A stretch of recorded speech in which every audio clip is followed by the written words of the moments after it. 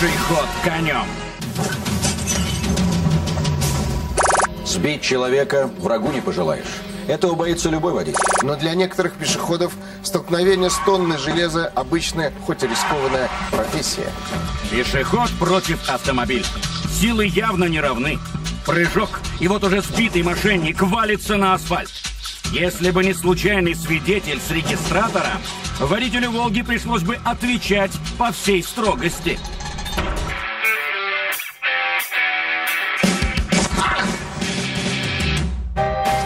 После такого любой водитель впадает в ступор. Хорошо, если не начнется паника. Статья 1079 Гражданского кодекса. Владелец средства повышенной опасности должен заплатить за лечение, даже если он не виноват. Водители просто часто забывают про полис ОСАГО. Этим и пользуются мошенники, выбирающие самый рискованный тип подстав. На этих кадрах подставщики-любители, молодые ребята, даже школьники, зарабатывают на карманные расходы. Со стороны бросок под колеса выглядит эффектно, как в кино. Только разыгрывают эту сцену у вас на глазах и часто за ваши же деньги. Олег Дурыгин, каскадер со стажем. Вместе с ним мы смотрим видео из начала сюжета. Взгляните. Подставщик прыгает не на капот машины, а на борт. Его бьет по касательной. Это куда безопаснее, чем фронтальное столкновение. Подбегаешь, слегка подпрыгиваешь, переворачиваешься по капоту и уходишь сюда на землю с кулаком. Понятно. После небольшой тренировки красивое падение получается даже у непрофессионала. Но не всегда. Ну что, не убился? Нормально. Какие ошибки? Очень глубоко зашел на ту сторону. Надо было на середину капота. Зато видно, что стекло разбито, что я типа очень загорелся. Этот подставщик не рассчитал свои силы и погиб.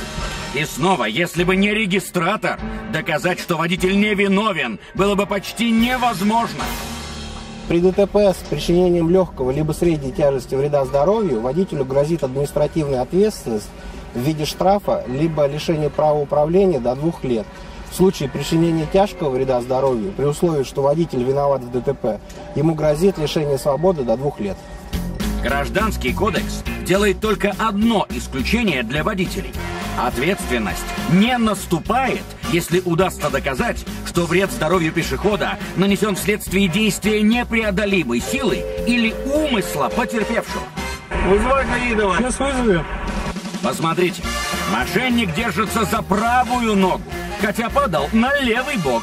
Умысел очевиден, но так бывает не всегда. Высокотехнологичный способ подставы. Для этого нужен сломанный телефон или ноутбук. Водитель проезжает через пешеходный переход и... Мошенник делает вид, что по вине водителя разбилось дорогое устройство. Подставщик нападает сбоку, вне поля зрения видеорегистратора. В этом случае расплачиваться за ущерб на месте ни в коем случае не следует. Даже если водителя и признают виновным в порче устройства, выручит ОСАГО. В случае, если к виновнику будут предъявлены претензии, страховая компания обязана будет возместить причиненный ущерб. Если удастся доказать, что водитель не виновен, а ответственность за происшествие на пешеходе, восстановить машину можно за его счет. Это подтвердил Конституционный суд. Статья 1064 Гражданского кодекса. Всякий, кто причиняет вред другому лицу, даже если он и сам при этом пострадал, тоже должен возмещать вред. Но даже если вам кажется, что у пешехода после контакта с вашим автомобилем нет никаких повреждений, а сам он торопится уйти, все равно вызывайте ГАИ и фиксируйте факт ДТП. Иначе вас могут лишить не только денег, но и прав. Этим пользуются мошенники, практикующие самый безопасный способ пешеходных подстав. Мошенник имитирует легкое столкновение, и у него есть свидетель. Чуть позже именно он подтвердит, ДТП было. А значит, если вы уехали, вы покинули место происшествия, и ОСАГО уже не поможет. Требуя компенсацию за несуществующее увечье, мошенники угрожают водителю лишением прав. И не безосновательно. Неудивительно, что многие соглашаются заплатить. Ожидать нападения нужно прежде всего у пешеходных переходов.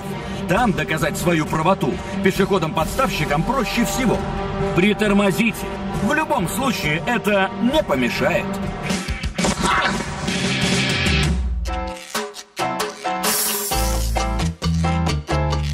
И приобретите видеорегистратор. С ним доказать вину злоумышленника будет проще. Нет регистратора, ищите свидетелей. Это могут быть другие водители, прохожие, уличные торговцы. И не забудьте вызвать ГАИ.